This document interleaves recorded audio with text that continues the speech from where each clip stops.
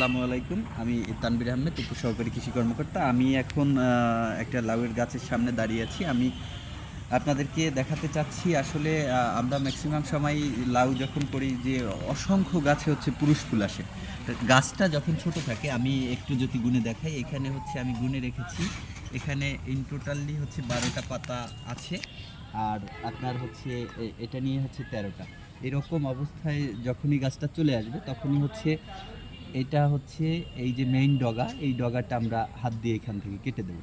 কেটে দিলে কি হবে, আপনার পরবর্তী যে এরকম দেখা যাবে এরকম যে ব্রাঞ্চগুলো বের হবে, এই ব্রাঞ্চগুলো যখন বের হবে তখনও ঠিক আমরা এরকম একই অবস্থায় যখন 10 থেকে 12 পাতা হবে তখন এই আগাটা ভেঙে দেবো।